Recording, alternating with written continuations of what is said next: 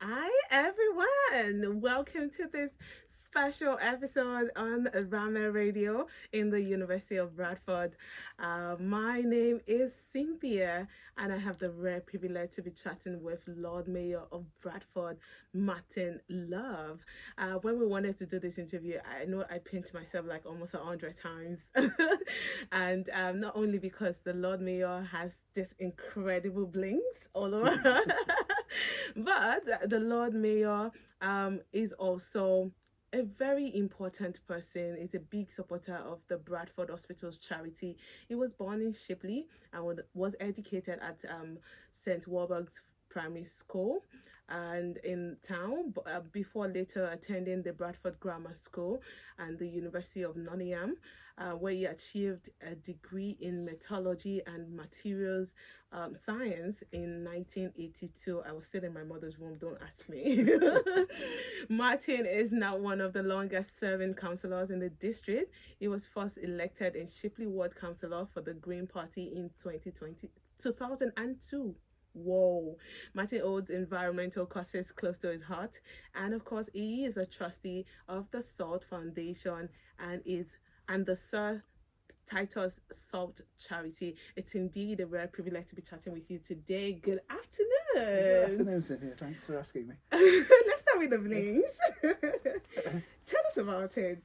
The Lord Mayor's chains of office, they're an ancient symbol of the Lord Mayor's authority. Oh, okay. These aren't the original Lord Mayor of Bradford's chains. The original ones were stolen in the 1940s. Oh, okay.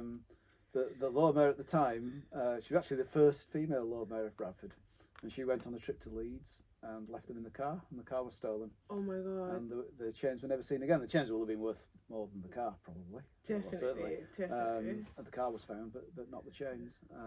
So what Bradford Council did at the time, they put out an appeal for people to donate any gold that they were prepared to donate, and people were sending in old jewellery and gold teeth and all sorts of things. And it was melted down, and they still had the pattern for the original chain, so they remade an exact replica.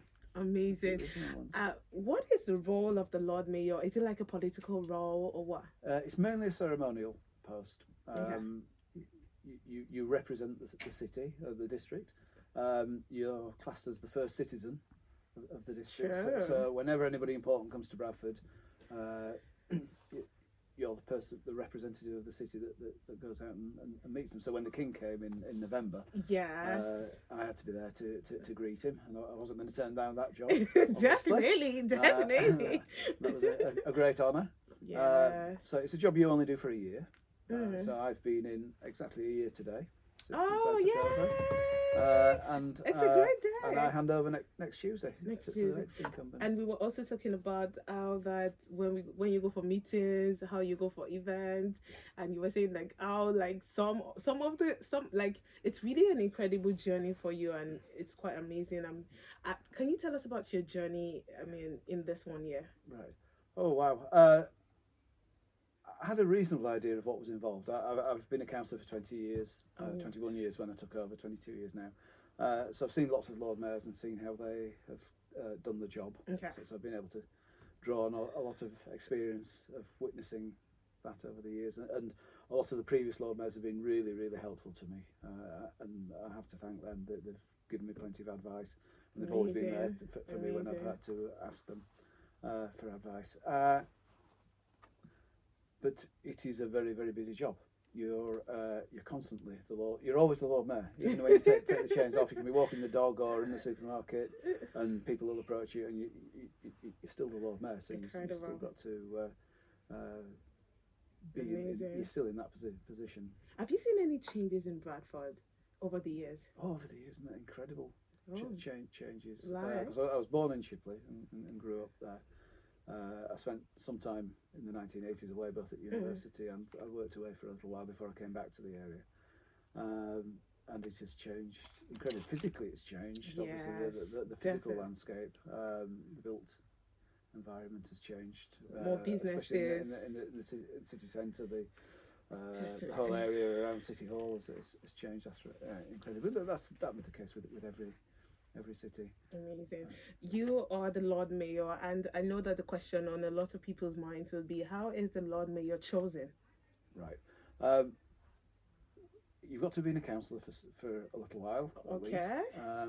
before you can be Lord Mayor, and there's a formula that's worked out as to which party gets the role. Okay. So you accumulate points every year. Now, as a Green Party councillor, we've only had 3 councillors for most of the time I've been Mm. a councillor, so we only get 3 points each year. And but we got there eventually. Well, there's 8 of us now, so hopefully it Did you won't be ever quite think? as long before the next Green Did Party you councillor. ever think, like, in all the Never, 20 years? I never even thought about it until somebody contacted me and said, "You realise you're going to be the Lord Mayor next year, or one of your party has to be the Lord Mayor next year." Yay! And then I thought, well, yeah, I'd like to do that, and put Definitely. myself forward, and the party then chooses who it is that's going to be represent them as Lord Mayor for the year. So you must have seen so many activities.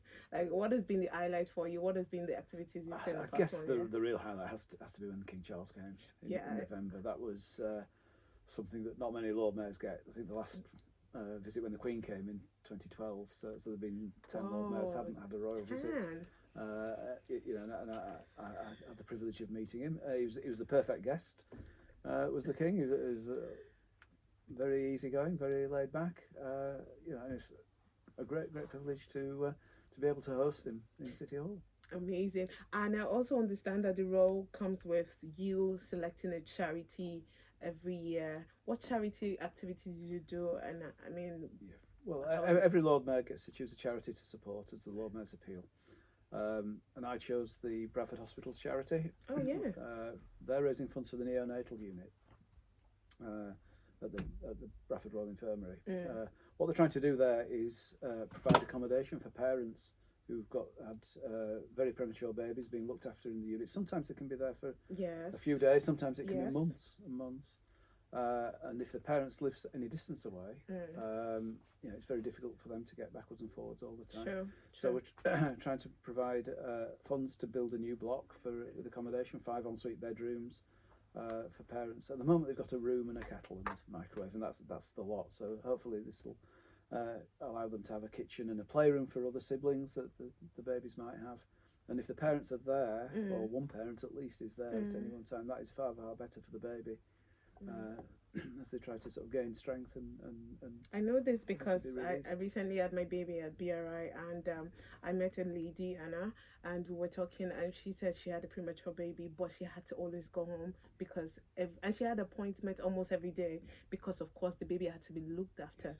And so, yeah, and I totally understand what you're saying, and I definitely hope it will be done. Like, does it look like the project is definitely going to be done? Well, obviously, we're raising money for it during our year, but it's also about raising the profile because the appeal will. How much have you made? We reckon about £50,000 towards it, but we've raised money outside that's gone straight to the charity that hasn't come via the Lord Mayor's appeal.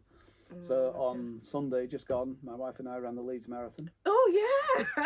How was it? So fortunately, getting into the studios today, there weren't any steps for me to come down, so which I was grateful of because downstairs at the moment is still a bit difficult.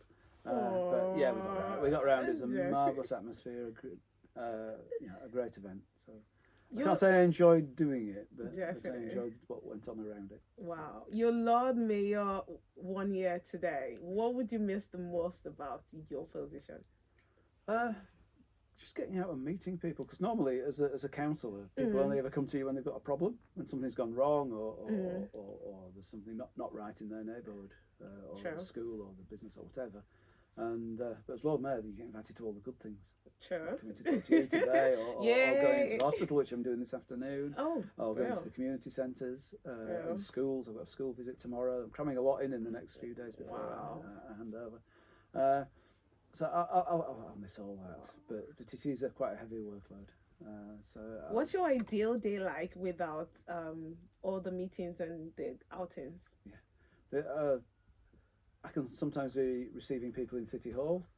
They'll come in and have a cup of tea and a biscuit and a chat. We have people in who received awards, for instance, in the markings, birthday honours or the Yes, New Year's the honours. inauguration. Anybody who's got anything like that, they come in for a meeting. Any community groups, we have them come in, and I go out to community centres and schools and care homes and Wow. businesses and all sorts of things. Anybody who invites me. So if there's anybody listening and anybody within the university who wants to invite the Lord Mayor, it won't be me because I've only got a few days left. But Yes. get the invitation in. If you ask the Lord Mayor, whoever's Lord Mayor at the time will come. Amazing. We've had the rare privilege to be chatting with the Lord Mayor of Bradford, Martin Love. I mean, it's an incredible journey. I'm so excited for you. Now, my role would be to ask you, what's your advice for students? Now, we were talking about this before the interview, how that a lot of young people now do not even believe in themselves. Like a lot of people don't feel like they can achieve this kind of dream that you are doing, which is quite a big deal. Trust me. What would your advice be for young people that really would like to be in this position? Just have faith in yourself, have confidence in yourself and your own ability. I've had to do things this year as Lord Mayor that even at my age are outside my comfort zone. Things I've not done before, and you just have to throw yourself into it, and just go do it. I mean, my wife, for instance, as Lady Mayoress, she's never done any public speaking before. And she stepped into doing it. She scared, but scary. I think, but go and do it. Because you can only do your best. As a daughter of a politician, I always say that it's not my father that owns the job; it's my mom and us. Definitely, the ones that never chose that path, but we found ourselves in that path. And I'm so excited for you and every other one. So, what's the plan for you afterwards? Well, I'll go back to being a normal councillor, so I'll be dealing with all the political things that I haven't been able to do for a year, because you've got to be non-political as Lord Mayor. So I'll be going back to doing that kind of thing within my political group. I'll be getting back to my day job. I build dry stone walls for a living. That's had to go on the back burner a bit. I'm self-employed, so I've been able to have the flexibility to do that. That's good. Lord Mayor. That's really good. I'll go back to doing that 3 or 4 days a week. Let's talk about Bradford 2025. That was one of the great things. Just after I took over last year, it was one of the first engagements we had, was being out there in City Park when the announcement was made. That's big. Watching it all on the TV screen, and I was so worried. And all the people who'd been working on the bid, who were around me, just said, "Just relax. We've got it. We've got it." I'm not that confident, but I just needed convincing that we'd actually got it. And we were now. And the explosion of joy when that announcement was made, when Bradford's name was read out, was something that will live with me forever. Exactly. It was a wonderful moment. Exactly. What are your expectations? It's going to be a game changer for Bradford. We've got to get it right, but all signs are there's a good team there working on it at the moment. Shanaz, who's running it, is superb, and it's got to include everybody in Bradford. Sure. And it will do. That's what they're opening their arms to people. I was at an event in Ilkley yesterday, and there's a lot of engagement there. So I would encourage everybody across the district, whatever your age, whatever your social status, whatever you do, whether you're employed or at school or a student, just get involved, throw yourself into it, put your ideas forward. Amazing. And the more people are involved, the better it will be. And it's not just about that year either. It's going forward. Definitely. From there, the bid that we put in as Bradford was heavily focused on the legacy. So after 2025, what will we gain?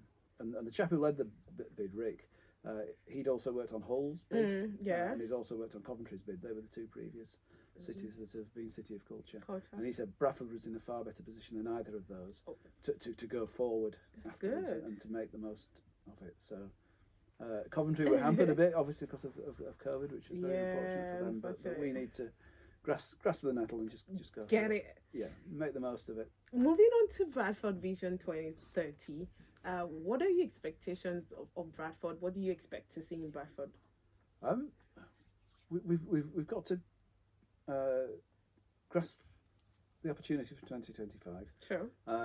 Raise the profile with the rest of the country. We let ourselves be put down by people Too much. down south who you know like to have an easy target, and they'll pick somewhere in the north. If they're not picking Bradford, they'll pick somewhere else.